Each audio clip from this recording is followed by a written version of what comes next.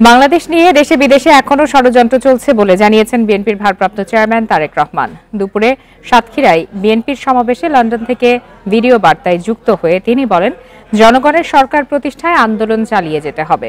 দুপুরে সাতক্ষীরার কলারোয়ায় ফুটবল মাঠে জনসভার আয়োজন করে স্থানীয় বিএনপি।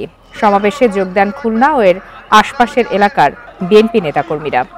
লন্ডন থেকে ভার্চুয়ালি যুক্ত হন বিএনপির ভারপ্রাপ্ত চেয়ারম্যান তারেক রহমান। তিনি বলেন, কিছু রাজনৈতিক দল বিভ্রান্ত হয়ে কিছু কথা বলছে। এসব দলের নেতারা একটি প্রতিবেশী দেশের ফাঁদে পা দিয়ে বিভ্রান্তি ছড়ানোর মতো কথা বলছে বলেও মন্তব্য করেন তিনি। এসব ষড়যন্ত্রের বিরুদ্ধে নেতাকর্মীদের সজাগ থাকার আহ্বান জানান তারেক রহমান।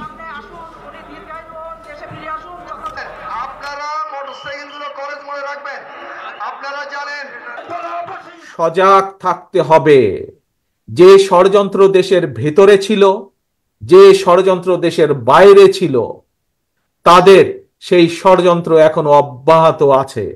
তারা কোনোভাবেই চায় না এই দেশের মানুষ তাদের গণতান্ত্রিক অধিকার ফিরে পাক।